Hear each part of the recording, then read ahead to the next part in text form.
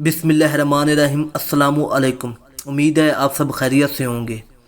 آج کل ہمارے معاشرے میں بہت سی لڑکیاں گھر والوں سے چوری کسی سے شادی کر کے بھاگ جاتی ہیں، تو جب ان کی اپنی اولاد ہوتی ہے تو وہ اس وقت گمان کر رہی ہوتی ہیں، حتیٰ کہ ان کے شوہر بھی اپنی اولاد کے بارے میں یہ گمان کر رہے ہوتے ہیں کہ ان کی اولاد اپنے والدین کی فرما بردار بنے۔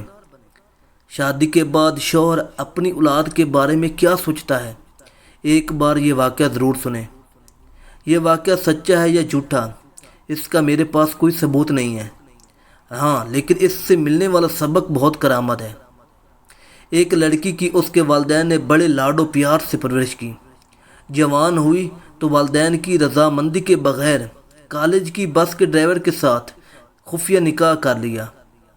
باپ کو جب پتہ چلا تو بیٹی نے جواب دیا، میرا تو نکاح ہو چکا ہے، بہتر یہی ہے کہ آپ اپنے ہاتھوں مجھے رخصت کر دیں، ورنہ میں خود ان کے پاس چلی جاؤں گی۔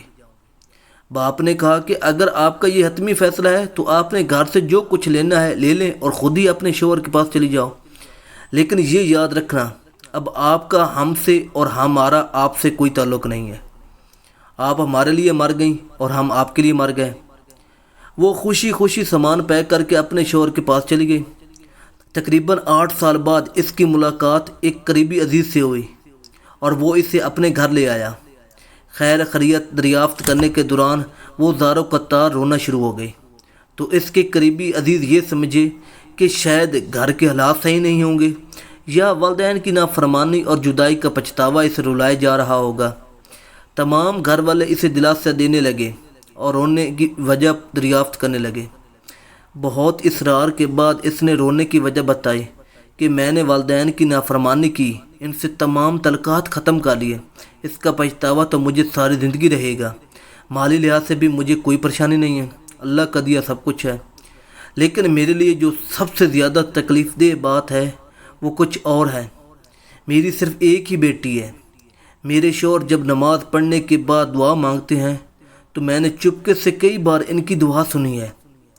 وہ روتے ہوئے اور گڑ گڑاتے ہوئے اللہ پاک سے صرف ایک ہی دعا مانگ رہے ہوتے ہیں، یا اللہ میری بیٹی اپنی ماں پر نہ جائے، یا اللہ میری بیٹی اپنی ماں پر نہ جائے، یا اللہ یہ اپنی ماں کی طرح گھر سے بھاگ کے کبھی شادی نہ کرے، یہ اپنی ماں کی طرح اپنے والدین کی عزت کو کبھی رسوا نہ کرے۔ یہ دعا تمام لڑکوں اور لڑکیوں کے لیے ایک پیغام، ایک نصیحت اور ایک اعلان ہے، اگر کوئی سمجھے تو۔ یہ بات ہمیشہ لوگوں کو تب سمجھ آتی ہے جب اس کی خود کی کوئی اولاد ہوتی ہے یا اس کی بہن کسی اور سے بھاگ جاتی ہے۔ کوئی بھی قدم اٹھانے سے پہلے یہ ذہن نشین کر لیں کہ وہ بھی کسی کی بیٹی ہے اور وہ بھی کسی کی بہن ہے۔